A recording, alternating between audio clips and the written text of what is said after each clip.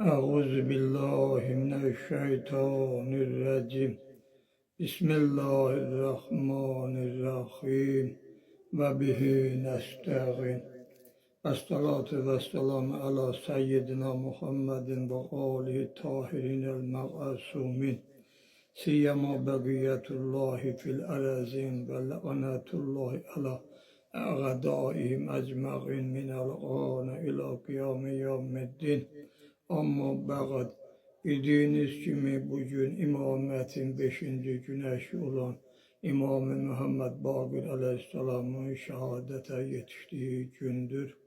Bu hüzünlü gün münasebetiyle başta İmam-ı Mehdi Eccalallahu Fərci Şərif ağamız olmaqla bütün mümin kişi ve hanımlarımıza ve İmam-ı Muhammed Baqir Aleyhisselam'ın özüne İmam kabul eden bütün Müslümanlara başsağlığı arz ederim.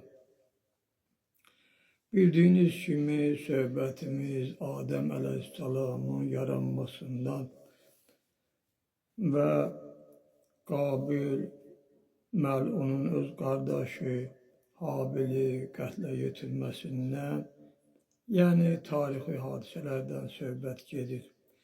Söhbət orada qaldı ki, əlhasil, saadet ahirətdən məhrum olub, yəni şeytan məlun, məhrum olub, əzim olan zəlalətə giriftar oldu. Haqqı Teala'dan ömür istədi. Ta surun əvvəlinci dəfə çalınacağı vaxta qədər. Haqqı Teala da ona möhlət verdi. Elə ki, şeytan məluna Allah Teala birinci dəfə, yəni əvvəlinci dəfə sur çalınana qədər ömür verdi. Bu vədi eşitcək fəryad edib dedi, mən ki bu bəşərdən, yəni insanlara görə bəlaya müsəllət oldum, mən də bunların cümləsini aqvay edib zəlalətə salacağım. Allah tərəfindən nida gəldi ki, bu yaratdığım bəşərin avamlarını aqvay edə bilərsən. Amma mənim xas bəndələrimə yol tapa bilməzsən. Bəzi xəbərlərdə şeytan Allah Teala'ya etdiyi ibadətlərinin əvəzində Allah Teala'dan ismi əzəm duasını da istədi. Allah Teala da bu duanı ona verdi. Xülasə, elə ki, şeytanın Əbul-Bəşər haqqında şər qəsdi möhkəm oldu, hər növ hilələri və şeytanlığı və təlbisliyi var idisə işə salıb, möhkəm ciddu cəhd edib, qəsd etdi ki, Adəm əleyhissalama yaxşı, dadlı bir ziyan vursun. Belə ki, məlumu idi ki, bir şəcərədən, yəni hansısa ağacın meyvəsini yeməkdən nəhyi olunub. Allahın xalq etdiyi bəşər, yəni Adəm ilə Həvva, cənnət meyvələrindən olan buğdanı yeməkdən nəhyi olunmuşdur. Bu səbəbə çox şad oldu. Bir məsələni də nəzərinizə çatdırım ki, şeytanın Adəm əleyhissalam və Həvvaya buğda yeməyi Allah Teala'nın qadağan etməsini, necə və ya kimlərin vasitəsilə bilməsi məsələsini hələ də mən özüm də bilmirəm və kitablarda da bu barədə mənə bir məlumat rast gəlməyib. Bilən olsa bu barədə şərhlərdə yazsınlar ki, mənə də bu maraqlıdır. Xülasə, onların buğdanı yeməyi nəhyi olunmalarına görə çox şad oldu. Və yerdən göyə pərvaz edib gəlib cənnətin qapısı ağzında durdu ki, bir vasitə ilə cənnətə daxil olub Adəm əleyhissalamı və Havvanı o nəhyi olunmuş meyvədən yeməyə meyl etdirsin. İrəlidəki söhbətlərimin birində dedim ki, Adəm əleyhissalamın söhbətinin ardını gələn səhifələrdə zikr edəcəyəm. İndi də Adəm əleyhissalamın söhbətinin davamını zikr edirəm. İrəlidə dedik ki, Allah Teala Həvvanı cənnətdə yaratdı. Amma bəzi xəbərlərdə belə zikr olunub ki, Allah Teala Həvvanı hələ Adəmi cənnətə daxil etməmiş. yəni cənnətdən qıraqda yaratdı. Və hər hal, xülasə, mələikələr Adəm əleyhissalam ilə Həvvanı hər ikisini behişt atlarına süvar etdilər. Cəbrail əleyhissalam atın cilovunu əlinə aldı. Mikail sağ tərəfdən, İsrafil də sol tərəfdən gedirdilər. Mələklər Adəm əleyhissalam ilə Həvvanı göylərin hər bir tərəfini dolandırdılar. Nə qədər mələklər onlara rast gəlirdisə, cümləsi Adəm əleyhissalama salam verirdilər. Ta ki Adəm əleyhissalam ilə Həvvanı cənnətin qapısına gətirdilər. Allah Teala vəhy etdi ki, ey Adəm, bu mənim cənnətim və kəramət evimdir. Daxil ol, öyrətin Həvva ilə. Hər o zad ki, istərsiniz meyl edin, yəni yeyin. Sonra Allah Teala buğda ağacını onlara göstərib dedi, amma bu ağaca yaxın durmayın ki, zalimlərdən olarsınız və şeytan sizə düşməndir, ondan qafil olmayın. Və yenə Allah Teala Adəmə dediyi bu əmrində mələkləri şahid tutdu. Bəs Adəm əleyhissalam ilə Həvva cənnətə daxil oldular. Mələklər onları cənnətin hər bir tərəfini dolandırdılar və onlara ənbiyaların yerlərini və məqamlarını və cənnətin hər dərəcələrini göstərdilər. Ta ki gəldilər cənnət Firdevsə. Firdevsdə cəvahirdən bir təxt gördülər. Mələklər ərz etdilər, ey Adəm və Həvva, burada düşün. Bəs Adəm əleyhissalam və Həvva irəlidə deyildiyi kimi atdan ya təxtdən yerə düşdülər və yerdə əyləşdilər. Mələklər 2 salxım üzüm gətirib Adəmə və Həvvaya verdilər. Onlar bu salxımlara meyl etdilər və cənnətdə seyr etməyə başladılar. Hər vaxt Həvva cənnətdə gəzəndə dalısınca hədsiz, hesabsız hurilər gəlirdi. Xülasə, Adəm əleyhissalam və Həvva əvvəl o ki yedilər üzüm idi. Axırda yedikləri isə buğda oldu. Adəm əleyhissalam cənnəti seyr edəndə hər vaxt buğda ağacını görəndə buğda ağacına nifrət edib ondan uzaq olurdu. Çünki Allah Teala onlara o ağaca yaxın olmağı hətta nəhy etmişdi. O vaxt buğda ağacı cəmi ağaclardan böyük və baldan şirin idi.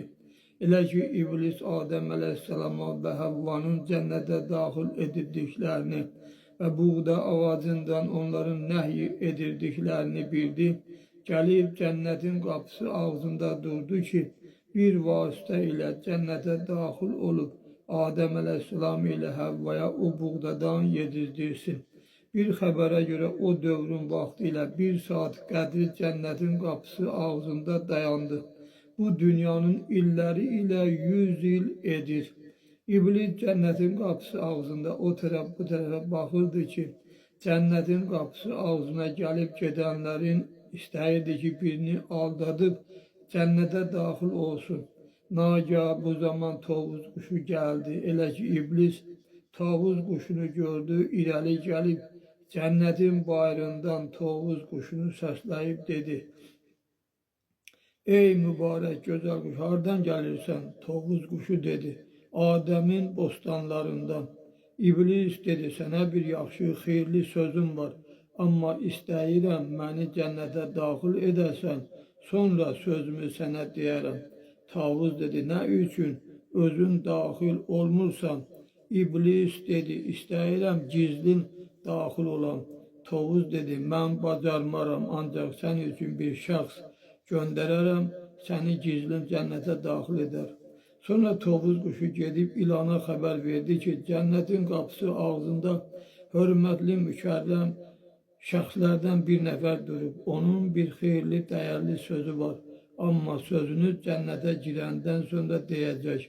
İlan behiştin qapısı ağzına gəldi. O vaxt ilan behiştin ən gözəl heyvanlarından biri idi. İblis ilanı görüb dedi, olar ki, məni gizlin cənnətə daxil edəsən, əvəzində mən də sənə bir faydalı söz deyərəm.